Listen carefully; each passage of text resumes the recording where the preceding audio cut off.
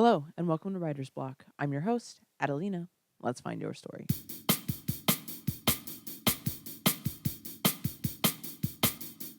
What makes a good TV show? There are a lot of very complex things that go into TV that don't go into movies, really. And it all comes down to the fact that when you come up with your characters and your plot idea, when it comes to a movie, you're writing 100 pages of a script for a movie about if around of under over 100 under over 100 pages for a movie. So you're only spending time with your characters for that amount of pages. But when it comes to a TV show, you could be spending time with these characters for thousands of pages and having to make them change and do all of these things. So when it comes to building your story for TV, it's a whole different process, and you have to make sure that you have the right amount of content and that your character changes within the right way, And I'm going to talk a lot about Breaking Bad in this episode. I love Breaking Bad, and it's definitely one of the most, if not the most influential TV shows of all time. And it's just so wonderfully done. And I thought, because I've focused so much on books and writing, like with my podcast so far, like why not make a TV episode just strictly about TV, because that's where I got my start for all of this. When I say all of this, I mean like podcast, website. The reason why I am writing a book now is because I started with a TV pilot, which was a spinoff show of Breaking Bad that I still am currently just writing for fun because I just love it so much. I love writing TV. It's just definitely not something that I would want to do in the future, I feel. But, creating these stories is an extremely hard thing to do, especially when you look at all of the successful TV shows that we have today and unsuccessful TV shows. When we talk about what makes a good TV show, don't look to streaming services like Netflix and HBO and Hulu and all of these streaming services, because comparing yourself to a corporate entity is really not going to do you any good, especially when these corporate entities are, churning out all of these TV shows on the regular with these writers that are, and no shame to these writers that are on these TV shows either, because, like trying to make ends meet, and they made it in the industry and they're writing these TV shows. And even though they may not be the best TV shows and they may not be the best quality, like they're still getting paid. So, props to them. But when you look at all of these shows from these major streaming platforms with these mediocre budgets, mediocre stories and whatnot, it's really not fair to compare yourself to that, especially because they can just kind of write whatever they want and churn out the story, and people are going to watch it because people are trying to find an escape or trying just to find just something to watch, Um and it really doesn't do anyone good to watch these TV shows, honestly, because they're they're not art in its truest form, Like when I watch something, I want to feel moved by it. I want to feel like I just spent the time, like watching this, and it was so worth it. I watched Whiplash for the first time a couple days ago.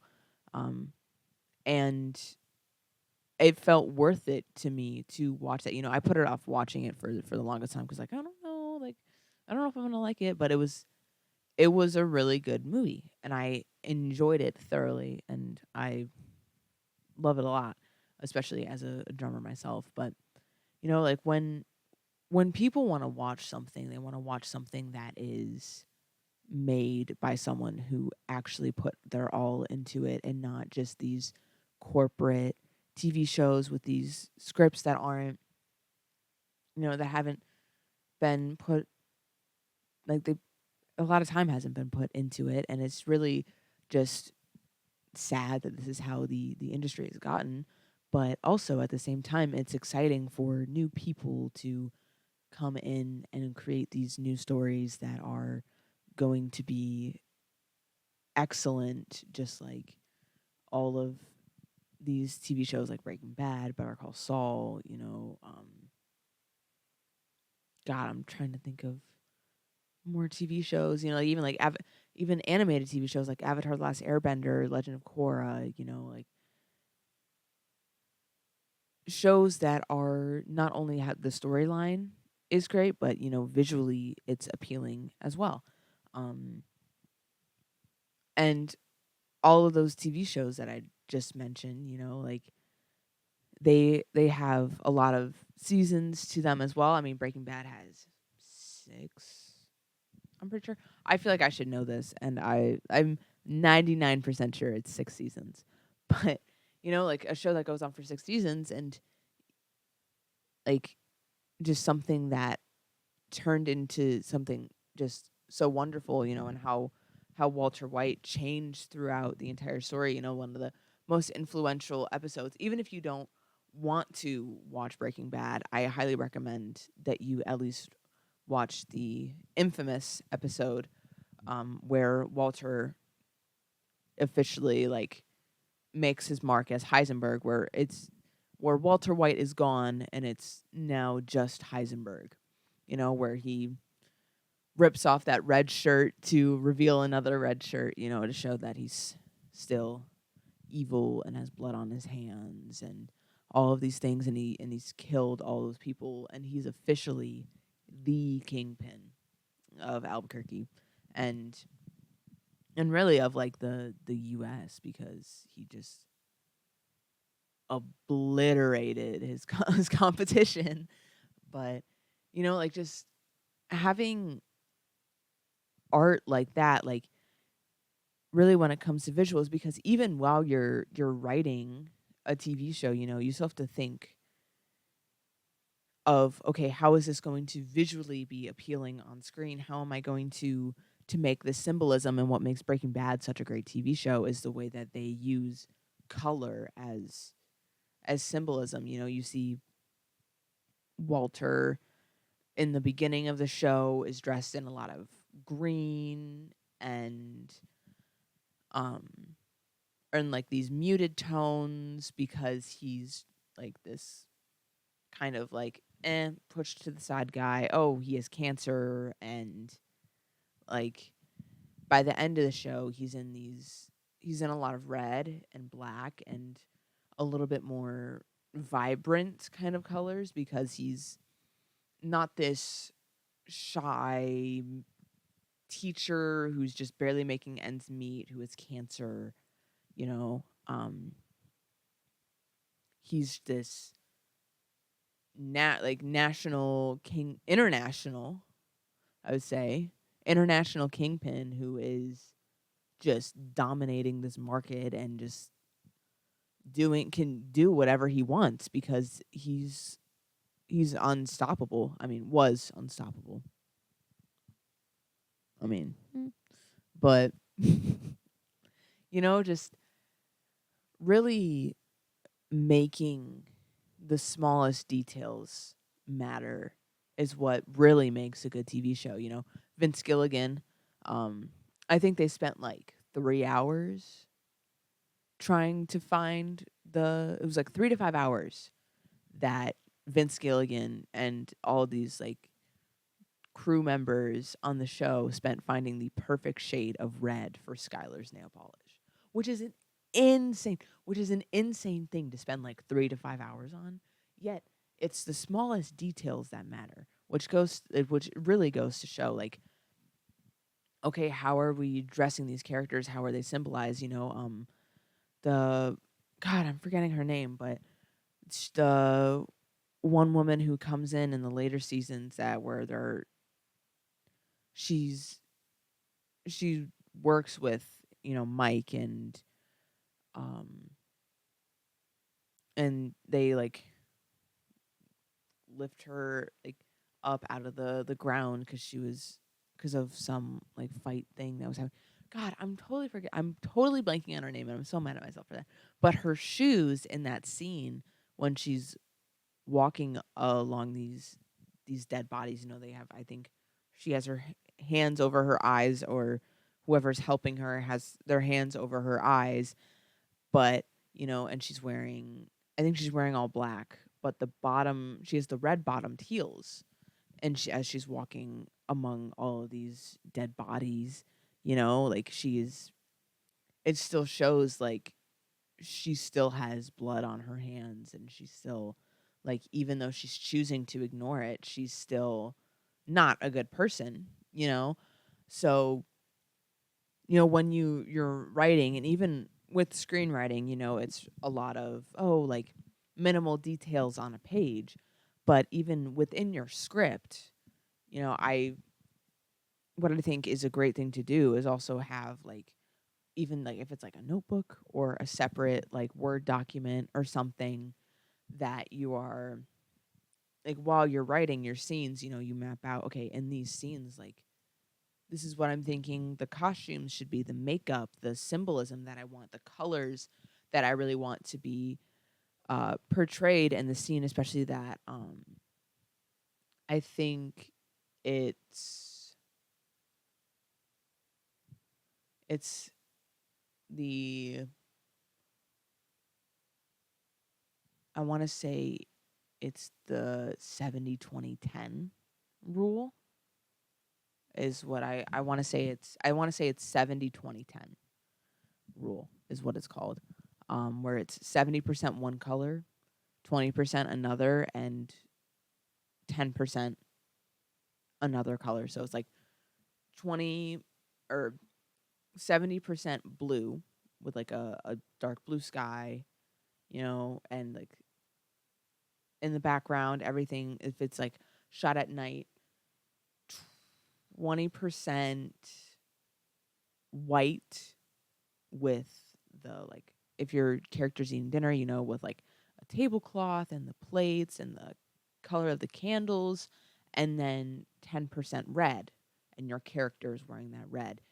Just really using colors to play with the tone and the feel of it. Just, yeah, honestly, it just comes down to the small details when you're evolving your storyline and your character, the small details. Okay, yes, at the very beginning, you have this high school chemistry teacher that is just like shy, timid. Oh, I have cancer. Oh my God, my life's over. Oh my God, my mom, not my mom. Whoa, my wife is making me this bullshit vegan bacon that's tastes like rubber, and my son's not happy, and like I'm barely making ends meet, and then at the end of the show you have this kingpin who has killed a bunch of people and that has so much power and is completely different person than who he was at the beginning of the show. It's because of those little things that happened in between. The first triggering event, he saw Jesse Pinkman hop out of that window and found out that he was Captain Cook. The second event that happened was like saying like, oh, they make a lot of money, like and whatever, and um seeing how much money they actually make firsthand. And then the next event, him Walter asking Jesse to partner up, and then just all of these things, everything with Tuco, and God, there's so much to dive into, you know, like just the smallest events that triggered just so many big things that happened in that TV show. Like, just again, it's the small details that matter the most, and a lot of people don't pay attention to that, which is why, when you have these TV shows that are being mass marketed in a sense, and just quickly created, you don't have those those small details, like even with like some movie adaptations that come from movie and book adaptations that come from books, like you have the small details that are mentioned in the books, but they're not in the movies. They're not they're not in the movies. Um so you don't really see like the full translation from the book to the movie, which is why a lot of people are disappointed because those small nitty-gritty details are in the book never got translated to the movie because there's a lot of people that don't feel like, oh, like the movie is like it doesn't need to be as detailed as the book when it really does. It's the small details that like you'll maybe not fully notice, but like subconsciously it'll be there and it'll make the film more enjoyable. And what with the colors what that we associate things with, like if your character is sad, like and you dress them in blue, you're gonna or surround them in blue, you're gonna feel it more. Or even in like 500 Days of Summer, favorite not my favorite horror movie, one of my favorite horror movies though, 500 Days of Summer. um what they do with Summer, she has blue eyes. They emphasize her blue eyes. They dress her in blue, when they're dating, you know, both of them are surrounded by blue. You have that whole dance sequence where like he's dressed in blue and all the dancers around are dressed in blue and you have that cartoon bird that flies in that's blue. It's all blue because he's surrounded by her. He's with it like she's always in blue because it makes her eyes pop. It really emphasizes her features and all of that. And even things like that, even that kind of symbolism matters because you're associating a color with a character. And when he meets Autumn at the very end, she's dressed in a completely different kind of color scheme essentially. But just those smaller things that really do matter because it's gonna take your story to a whole nother level of just excellence. And just think about that when you're writing, especially when you're writing, you don't want to have too much detail in your script. Like I said, create a different, like have a notebook, have a different Word document that is just, full of detail and all of these different things. Because what makes a good TV show like is subjective. Art is subjective. I'm in previous podcasts, what makes it what why how do I know if my story is good enough? I'm trying to think of that. I'm trying to think of the title. How do I know if my story is good enough? Good enough is a bullshit term. What makes a good TV show, is kind of bullshit because here's the thing too.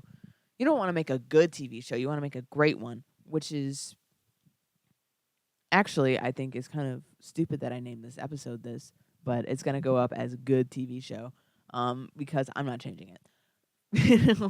But I think it's also not even the fact like, oh, I'm not changing it, but the fact that okay, what makes a good TV show? What makes a great TV show? And when I'm talking about Breaking Bad is a fantastic, wonderful, amazing, beautiful piece of artwork, and what makes a good TV show versus a great TV show? Like a good TV show is, ones that you'll watch that are like Netflix made it and like it's not like one of their like main 5 TV shows, but it's still like it's a good it was good. I watched it. It was good. It was like it was whatever. But a great TV show is one that's going to stick with you for a lifetime, for a very long time, and that is going to inspire many other screenwriters and writers even, like Breaking Bad inspired me to start screenwriting. And I'm not sticking with screenwriting, but that is okay because I still love writing and I'm still writing that spin-off TV show because I'm just doing that for myself because it's fun. Even if it's not something that you want to pursue entirely, like there's so many people that have bad relationships with writing, like, just writing something for yourself, even like, okay, like maybe I don't want to write a great TV show, but I do want to write a good TV show, one that's good for myself, that I'm proud of, you know, but just one of those things where it is imperative to focus on every single detail and every single aspect of a TV show, from the nail polish to the big grand ending, even if that ending is like extremely last minute, your character buys a machine gun that you don't, at the very first episode of the last season, that you have no idea what to do with, but you end up figuring it out anyways, adapting and overcoming, is also what makes a great TV show and a great writer. It's just one of those things where if you don't put your all into it, you're never going to make it.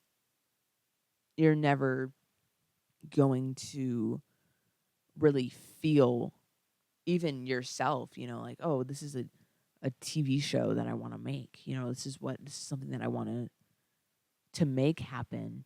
It's not going to happen if you don't put everything into it. You don't make your characters change, because let's face it, in movies you can have more of a flat character storyline, but even then your character's gonna have to kind of change. But even then, with a TV show, it's impossible to have your like protagonist, from what I've seen, like it's basically impossible to have your protagonist be a flat character with something that is going to continue for so long, unless you do it in a really good way. Then I'd be really interested in watching that TV show.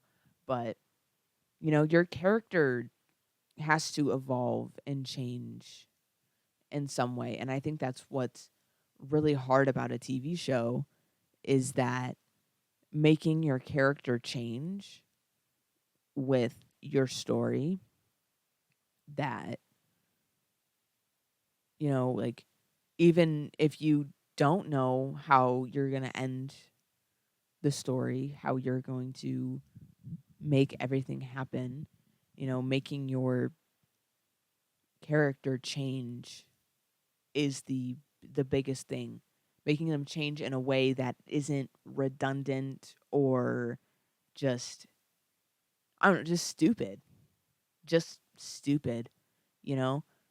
Making that character have an impact on everyone, making that change have an impact on everyone. The change in Heisenberg, changed, he kills a lot of people, he makes enemies, he makes new friends that then turn enemies, that then turn friends again, or or just having his whole family just turn on him, like making your character evolve so much that you don't even recognize them is what sets apart some of the best TV shows. And not every TV show warrants for that, but even then, your character can change in a good way where you don't even recognize them from the beginning. It doesn't have to be like, oh, killed a lot of people, and like, or like this lawyer is running away from the law and works at a Cinnabon, and then his taxi driver, whatever. Like, it doesn't have to be changing for bad either. I just think that Breaking Bad is such a good example, and that's what I wanted to use for this episode. But change doesn't always have to be for the bad. Change doesn't always have to be for the good.